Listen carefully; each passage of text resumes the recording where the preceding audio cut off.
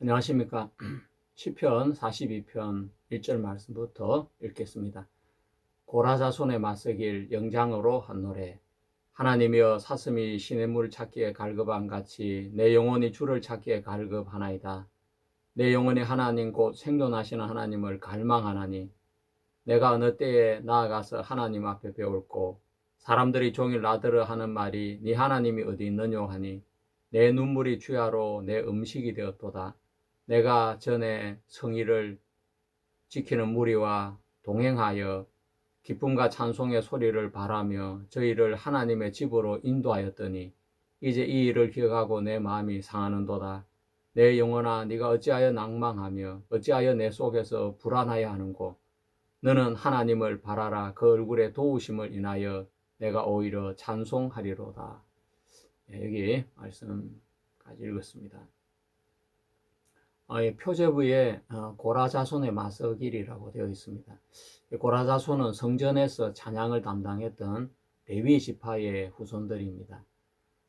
마스길은 교훈적 묵상시라는 뜻을 가지고 있습니다. 단순한 감정 토로가 아니라 고난 속에서 믿음을 배우는 시입니다. 저는 이 시를 읽을 때에 다윗의 냄새가 뭉실 풍겼습니다. 이것은 이거 다윗의 냄새인데 어찌 고라 자손들이 이런 시를 지을 수 있었을까?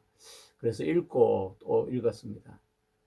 진실로 하나님을 믿는 사람들은 공통적인 현실 앞에 부딪히게 됩니다. 그것은 바로 하나님의 침묵입니다.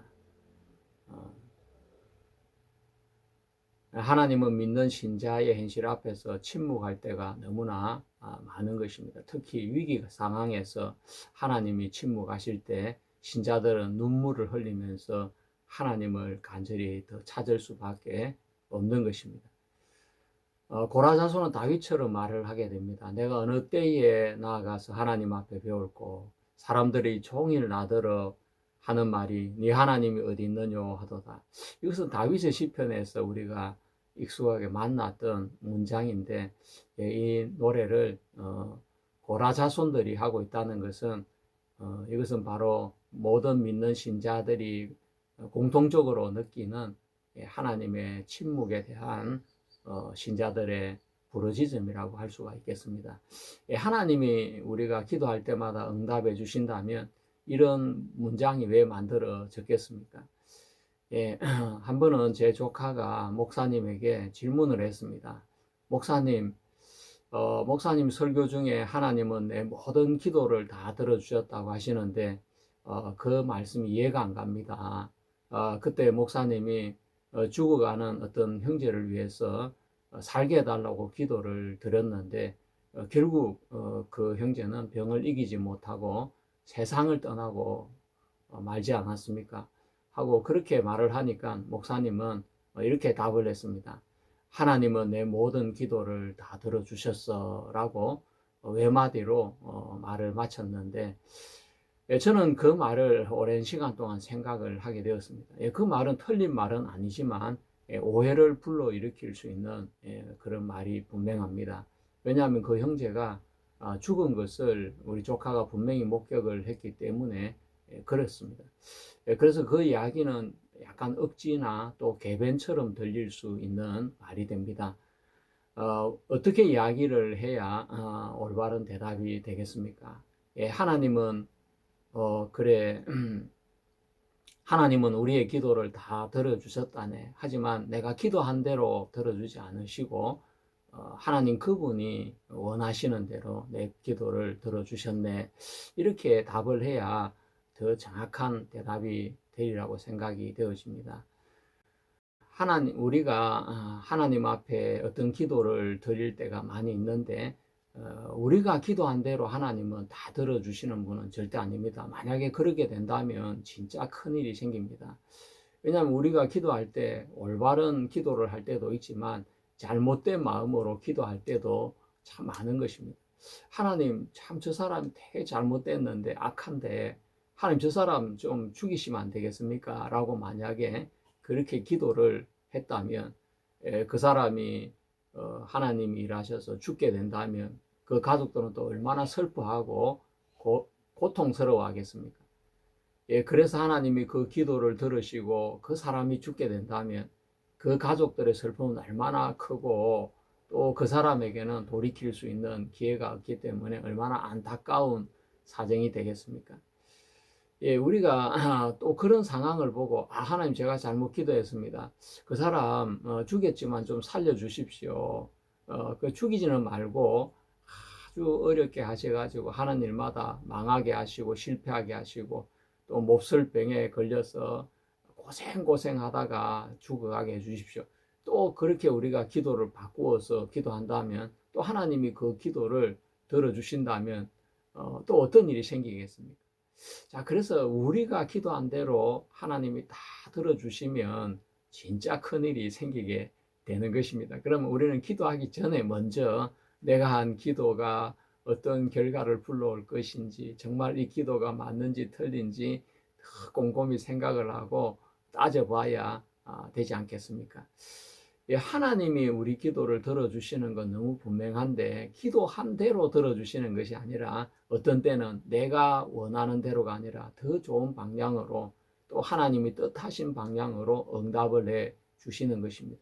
그래서 저는 그 목사님이 우리 조카에게 대답을 할 때 그래 자네 그때 그 형제 세상을 떠났지 맞아 하나님은 그렇지만 내 기도를 들어주셨어 내가 구한 것보다 더 좋은 방향으로 하나님은 그 형제가 필요해서 그 형제를 데려가신 거네 라고 그런 식으로 대답을 했으면 훨씬 더 지혜로운 대답이 되리라고 생각이 되어집니다. 하나님을 믿는 두 나라가 전쟁을 한다고 생각을 해봅시다.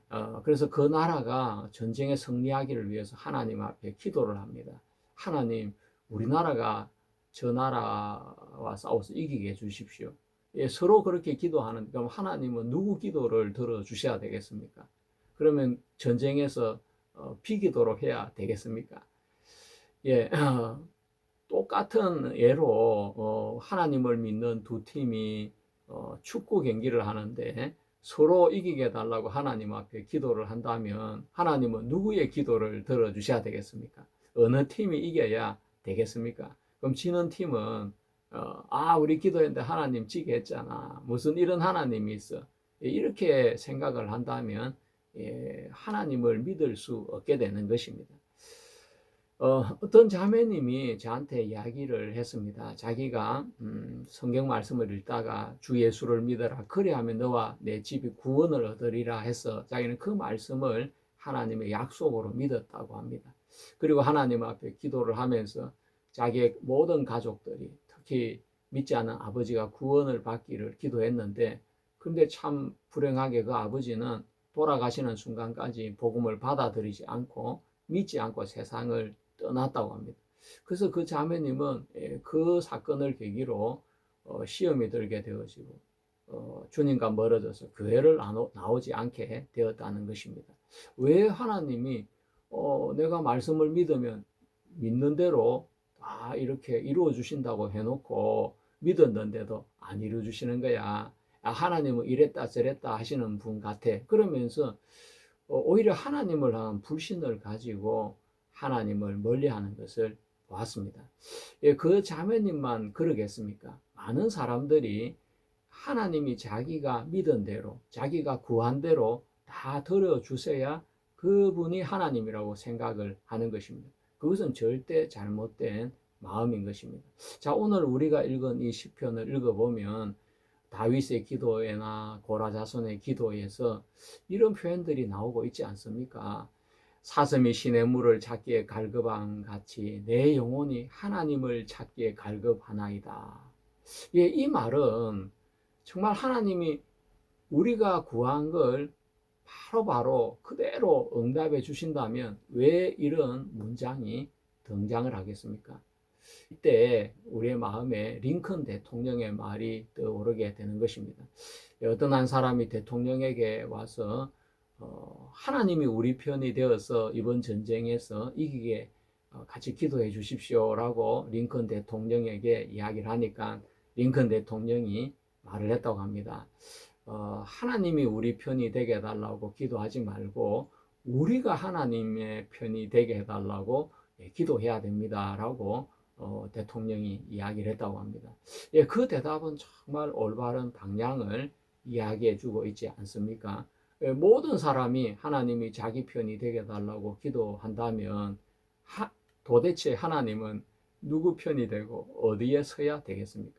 우리가 하나님 편에 서야 되는 그것이 올바른 신자의 마음인 것입니다. 내가 하나님과 다른 마음을 품은 것은 없은지, 내가 하나님의 뜻을 거스리고 있는 것은 없는지, 예, 그런 부분을 살피고 돌이키면서 자신이 하나님 편에 설 수 있도록 그렇게 자신을 돌아보고 또 하나님과 마음을 연합하는 것이 진정한 성도의 자세라고 생각이 되어집니다. 시편 42편에서는 하나님이여 사슴이 시냇물을 찾기에 갈급함 같이 내 영혼이 주를 찾기에 갈급하니다 라고 이 시는 시작이 되고 있습니다. 이어서 나오는 말이 너무나 은혜스럽습니다. 그런데 하나님의 응답이 없으시기 때문에 하나님이 없다 그렇게 말을 하지 않고 하나님이 죽었다 이렇게 말이 이어지지 않고 하나님은 생존하시니가 따라오고 있는 것입니다. 내 영혼이 하나님 곧 생존하시는 하나님을 갈망하나니 내가 어느 때에 나아가서 하나님 앞에 배울고. 여러분 이 기도를 읽어보십시오. 정말 하나님이 자신의 문제 앞에 침묵하시고 자신의 기도 앞에 자신의 위기 상황 앞에 하나님이 숨어 계신 것처럼 보이는 그때 여전히 이 고라 자손들은 하나님은 생존하시다고 그렇게 고백하고 있는 것입니다. 악인들은 어떻게 이야기합니까?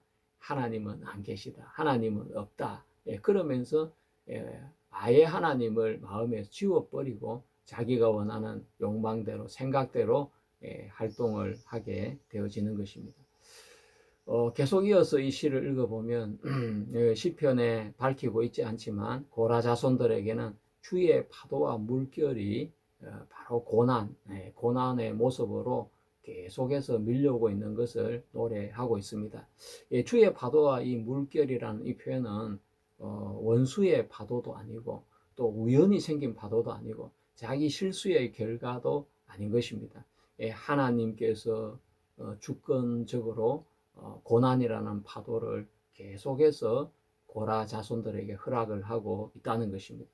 마침 그것은 욥의 고난을 생각해 보면 이해가 잘 갈 수 있는 그런 부분이라고 생각이 됩니다. 고라의 자손들은 사슴이 시냇물을 찾기에 갈급한 같이 주를 갈급하게 찾고 있습니다. 히브리 사상에서 이 깊다는 이야기나 또 물결이라는 것은 종종 혼돈의 상태를 말하고 있습니다. 창세 전의 상태이기도 하고 죽음의 위기이기도 하고 통제 불가능한 상황을 상징하고 있습니다. 창세기 1장에서는 흑암이 깊음 위에 있다고 그렇게 표현을 하고 있습니다. 깊음을 부른다는 그 말과 같은 것입니다.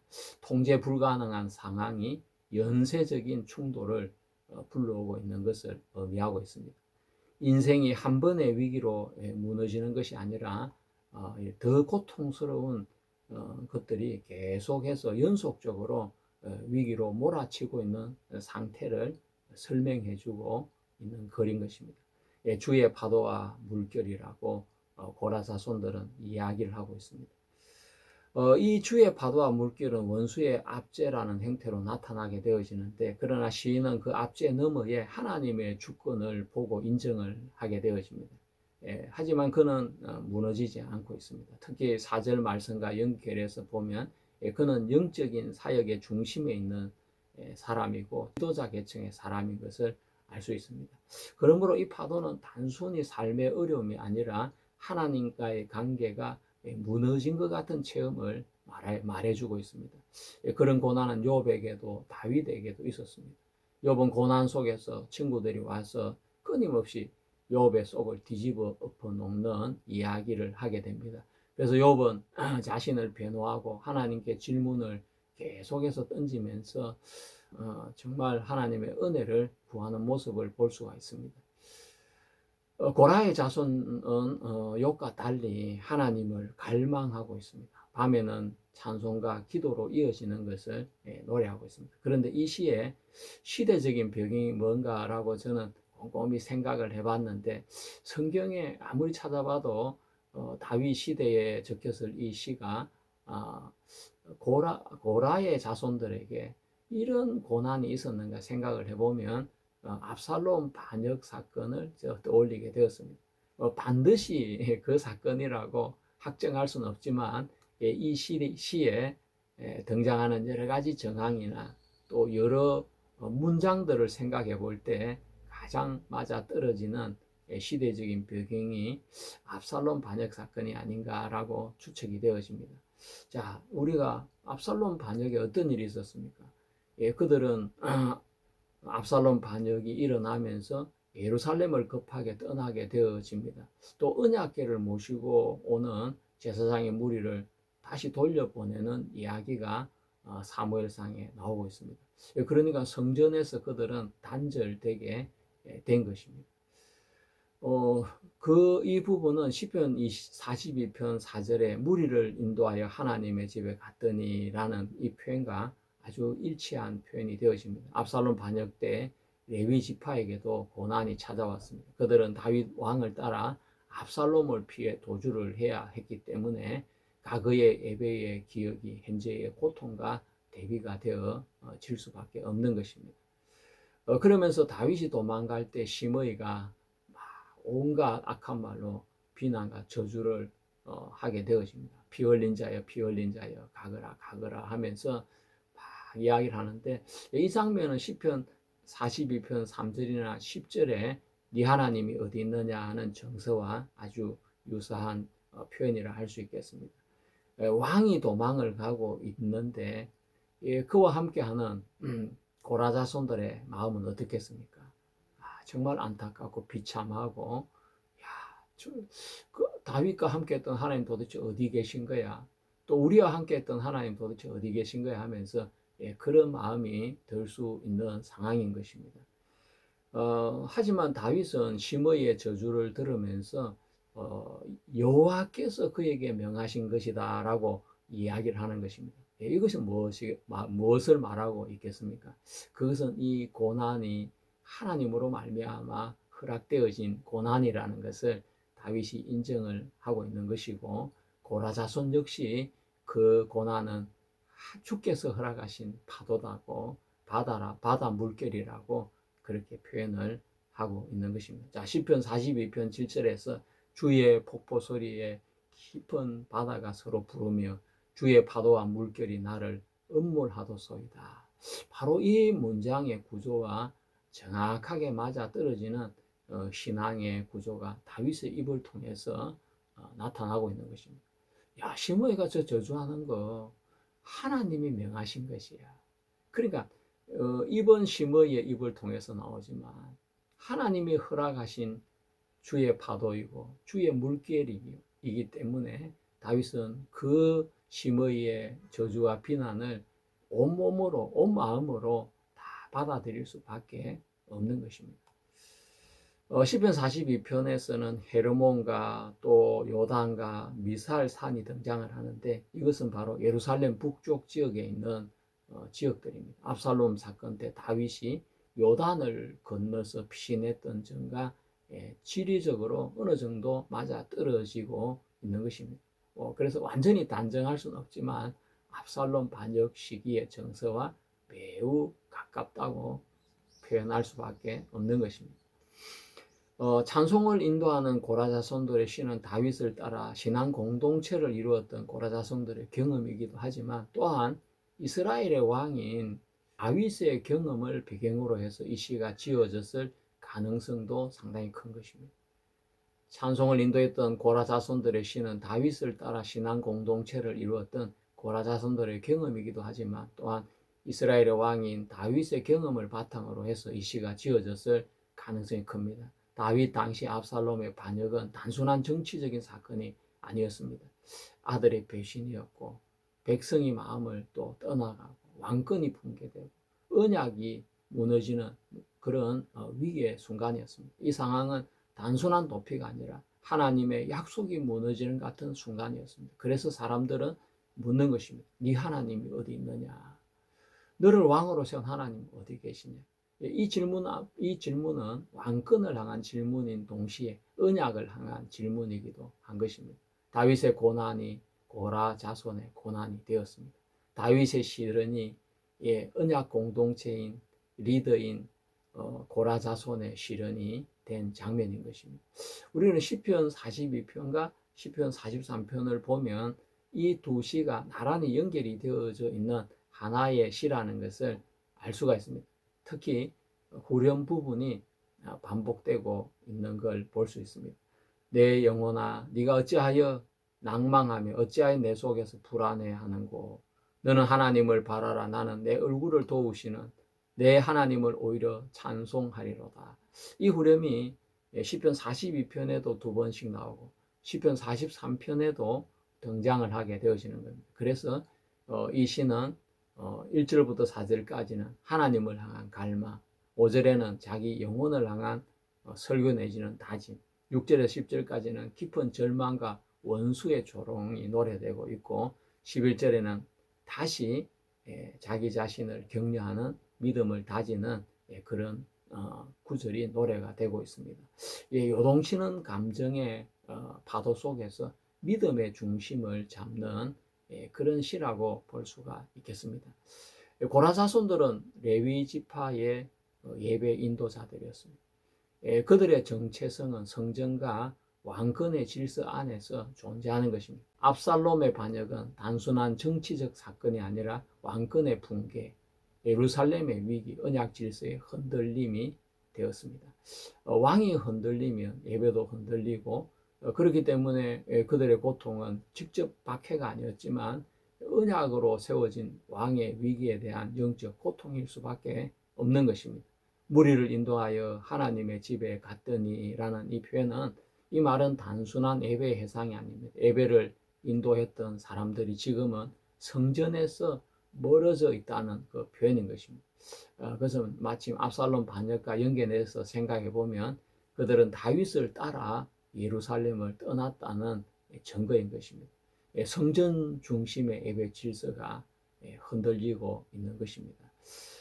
그래서 이 정황은 그들에게 상당히 고통스러운 상황이라고 말할 수 있겠습니다. 고난은 왕에게 집중이 되어 있고 예배자들은 그 고난을 공유하면서 공동체가 왕의 하나님을 붙들고 왕과 공동체가 같은 신앙을 고백함으로써 이것은 단순한 단식이 아니라 왕과 공동체의 연합신앙을 보여주고 있는 것입니다. 왕이 고난을 받을 때 예배자들이 왕을 위해 노래를 하게 됩니다. 이것은 훗날 다윗의 자손이신 예수 그리스도께서 고난을 받으실 때 제자들과 또 그를 섬겼던 여인들과 초대교회는 그분의 고난을 자기 고난처럼 붙들게 되어지는 것입니다. 왕의 길을 공동체가 함께 걸어가는 구조로 이것은 단순한 위로가 아니라 언약적인 연합을 나타내고 있습니다. 이것은 단순히 왕 개인에 대한 충성이 아니라 하나님의 약속에 대한 충성이기도 한 것입니다. 자, 그래서 시편 42편은 개인의 탄식과 왕의 고난, 공동체의 연대, 언약 신앙의 고백, 이 네 청이 동시에 흐르고 있는 시가 되는 것입니다. 시편 42편을 압살롬 사건 속에서 왕과 예배 공동체의 연대로 본다면 시편 16편의 고백이 살아 움직이기 시작합니다. 시편 16편 3절에 다윗은 이야기했습니다. 땅에 있는 성도는 존귀한 자니 나의 모든 즐거움이 저에게 있도다. 저는 이 부분을 참 오해했습니다. 이것이 하나님이 우리 성도들을 향해서 말한 이야기인 줄 알았는데 이 시편을 자세히 공부하다 보니까 땅에 있는 성도는 존귀한 자니 나의 모든 즐거움이 제게 있도다 할 때 이 나는 다윗이었습니다. 다윗의 모든 즐거움이 성도들에게 있었습니다. 어떻게 그럴 수가 있지 생각을 해봤는데 압살롬 반역 때 백성들의 마음이 떠나고 또 모반자들이 일어나고 또 왕의 그 권위가 흔들리고 언약이 흔들릴 그때 정말 사독과 아비아달 또 충성된 신하들 예배 공동체 고라 자손들이 다윗 편에 서서 그 하나님을 같은 마음으로 갈망하면서 부르짖었던 것을 볼 수 있는 것입니다. 다윗 편에 볼 때 얼마나 감사하고 감격스러운 일이었겠습니까? 야, 나는 혼자가 아니구나. 저 하나님이 나와 함께 계실 뿐 아니라 나와 함께하는 저 언약의 백성들, 저 성도들이 있구나. 그러면서 다윗은 땅 위에 있는 성도는 존귀한 자니 나의 모든 즐거움이 제게 있도다라고 이야기를 했던 것입니다. 예, 다윗이 말한 즐거움의 대상은 바로 그 언약 공동체 안에 있는 구원받은 성도들이었습니다. 예, 그 성도들은 나중에 다윗의 자손이신 예수 그리스도를 통해서 예수 그리스도의 기쁨이 교회 안에 있고 또 예수님의 고난에 동참하고 함께하는 바로 그 성도들을 통해서 드러나는 것을 예고해주고 있는 것입니다. 예수님의 기쁨은 뭐 권력을 가진 권력자에게 있는 것도 아니었고 종교 지도자들에게 있는 것도 아니고 하나님을 갈망하고 예수를 그리스도로 믿는 그 적은 무리들에게 있었습니다. 예수님은 그 적은 무리와 함께 십자가 아래서 십자가에서 그 고난을 함께 짊어지셨던 것입니다.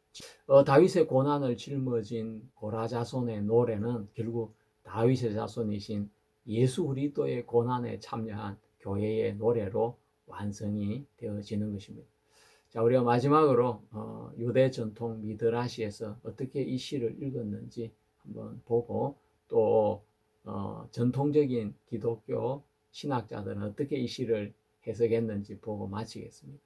이 유대 전통 미드라시, 특히 미드라시 테헬림에서는 시편 42편의 사슴을 매우 흥미롭게 해석했습니다. 시편 42편 1절에 사슴이 시냇물을 찾게 갈급함 같이 이 부분을 미드라시는 이렇게 설명합니다. 사슴은 다른 짐승보다 물을 더 갈망한다. 그래서 물이 부족하면 하나님께 부르짖는다. 그리고 그것은 바로 이스라엘도 이와 같다. 그들은 토라를 갈망하면서 하나님을 갈망한다라고 연계를 시켰습니다. 즉 사슴은 개인의 영혼이라기보다 이스라엘 공동체에 해당이 되고 있습니다.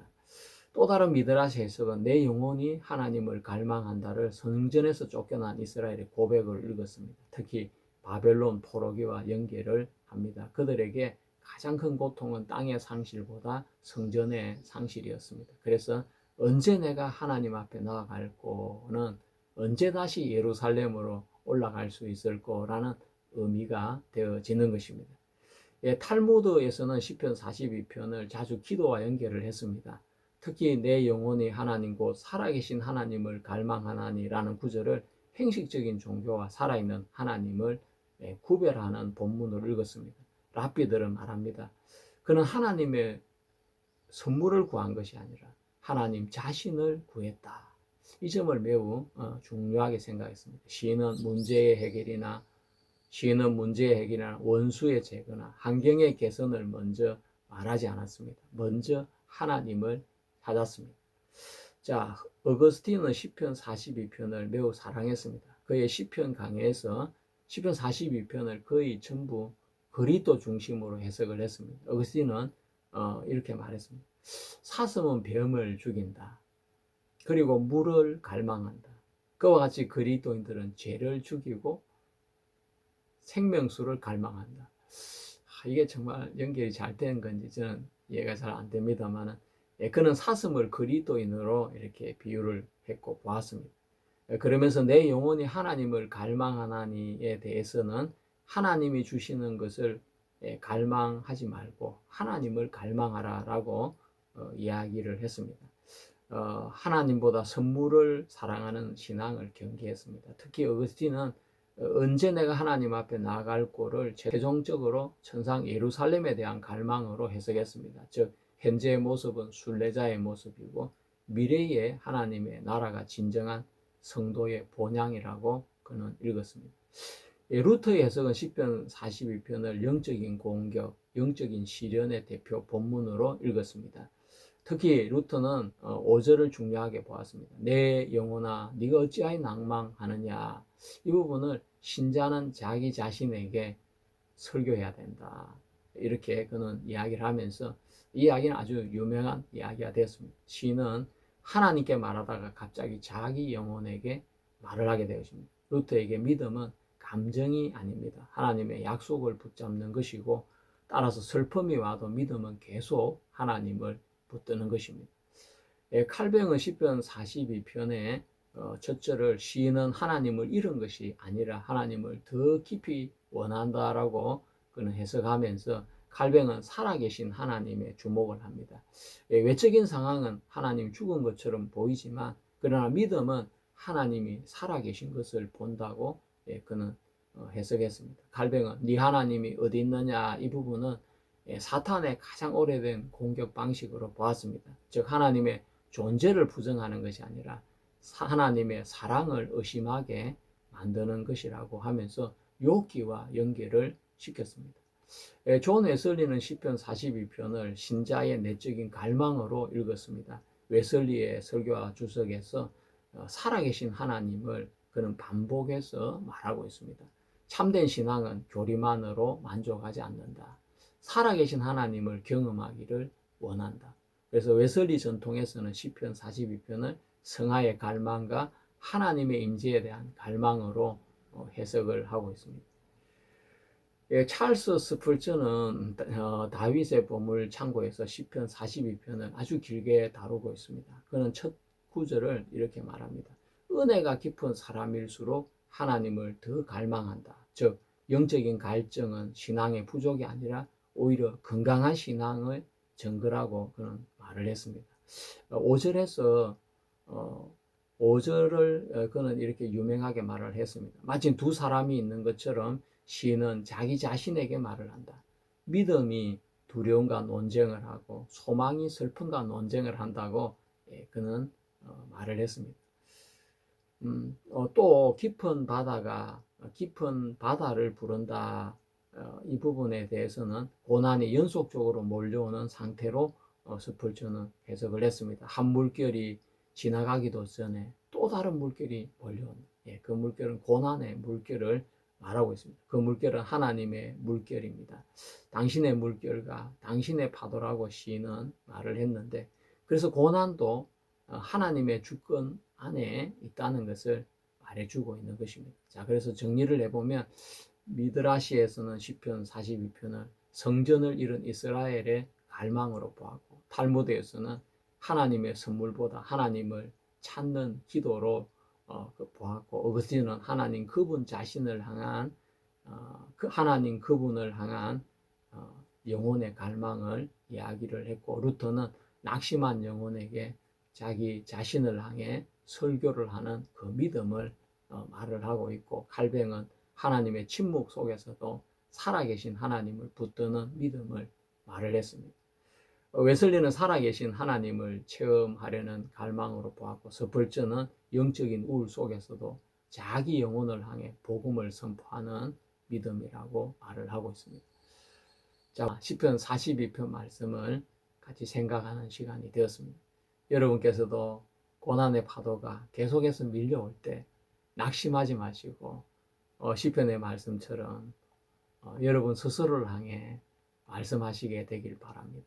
내 영혼아 네가 어찌하여 낭망해하며 내 속에서 불안하게 하는고 너는 하나님을 바라라. 그 얼굴의 도우심을 인하여 내가 오히려 찬송하리로다. 성도는 하나님의 도움이 없을 때 또 고난 속에서도 믿음을 잃지 않고 자기 자신을 향해 스스로 믿음의 말을 전할 수 있는 사람이 되어야 되는 것입니다. 여러분 감사합니다. 또 이어서 다음 시간에 말씀을 이어가도록 하겠습니다.